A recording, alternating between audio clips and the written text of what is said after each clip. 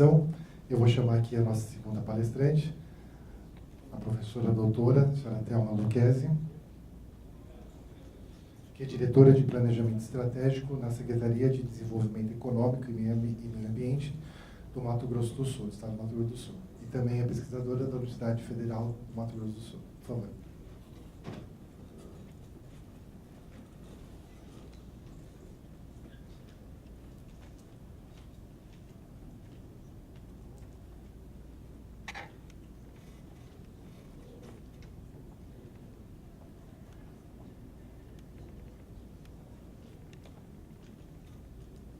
Muito boa tarde para todos e todas. É um prazer falar para vocês e aproveito para agradecer à Frente Nacional de Prefeitos pela oportunidade de poder falar para um público tão diverso, distinto, sobre um tema de pesquisa meu bastante aplicado.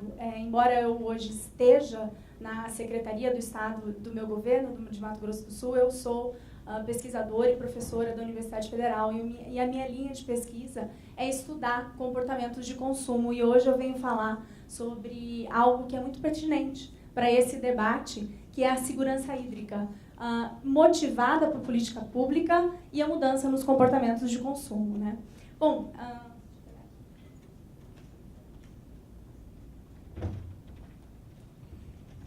pensar comportamento de consumidor, a gente pode pensar por diferentes enfoques, né? O meu interesse aqui, deixa eu ver se eu acho a luz. E eu coloquei propositalmente duas charges em outras línguas de outros países, porque a preocupação é a mesma, né? Consumo é consumo. E pensar a segurança hídrica em relação a consumo e a política pública, o que me interessa é como é que as pessoas têm relação a esse tipo de ato de compra, né? Comprar um bem, que é um recurso natural, que é um bem coletivo. Como é que as pessoas consomem algo individualmente e coletivamente? Se o consumo coletivo ele é gerador de desenvolvimento sustentável e isso faz algum sentido para cada um de vocês, a minha fala tem alguma razão de existir no dia de hoje, né? Eu coloquei aqui esse gráfico que é trazido pela ONU para falar para vocês, em relação ao desenvolvimento sustentável, eu trago a água no centro desse debate, assim como a Unesco faz, né?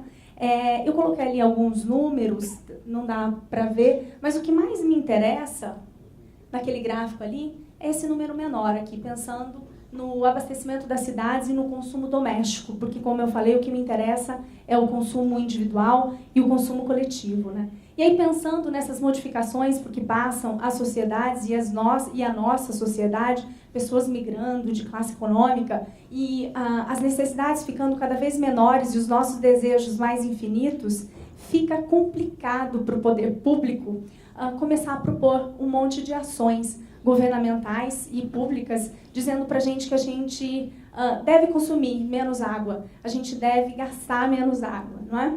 E a gente deve cuidar com o desperdício da água. Como é que eu vou falar isso para aquele que hoje conseguiu ter uma piscina, conseguiu comprar aparelhos eletrodomésticos que gastam muita água, que tem a possibilidade de ter um tempo maior, porque o tempo é uma variável importante, em que ele pode, e ele nunca pôde, ficar um pouco mais embaixo do seu chuveiro? É mais ou menos sobre isso em que eu coloco aqui propositalmente essas figuras para trazer esse debate. Pensando em tudo isso, e aqui falando sobre política pública, né, maneiras de se fazer essa política e essa comunicação para os consumidores, o que eu sempre penso quando eu estudo comportamentos de consumo é a maneira como as pessoas pensam o consumo. E é isso que eu proponho. Na hora de fazer a proposição de uma política e pensar, né, a segurança hídrica e motivada por política pública, é preciso entender primeiro o que as pessoas pensam sobre o consumo individual e o consumo coletivo dessa água. O que é que a pessoa pensa sobre o uso da água? Qual é a sua relação em relação à água, né?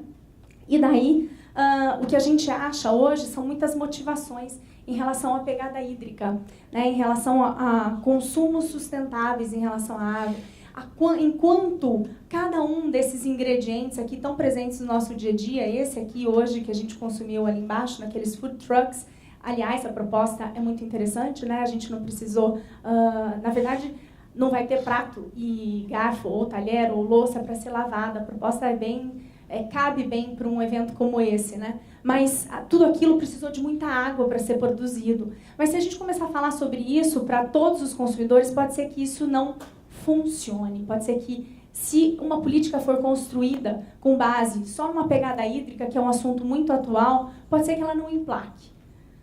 Por algumas razões. A primeira delas, ela sempre me motiva a entender essas diversas formas de olhar para o comportamento do consumo, né? Como é que a gente pode fazer isso? A antropologia do consumo, ela me ajuda a entender que existem muitas variáveis determinantes do nosso consumo, e entender a percepção das pessoas em relação a alguma coisa, talvez é mais interessante do que você pegar ali, de você pegar ali apenas um consumidor e simplesmente segmentar toda a população com base em um só comportamento, né? O que me interessa em comportamento do consumo é realmente escutar o que as pessoas têm para falar e captar nessas falas as suas múltiplas percepções. O consumo, ele é um ato social, ele é extremamente simbólico, ele coloca a gente em contato com grupos aos quais a gente pertence ou aos quais a gente desejaria pertencer, né?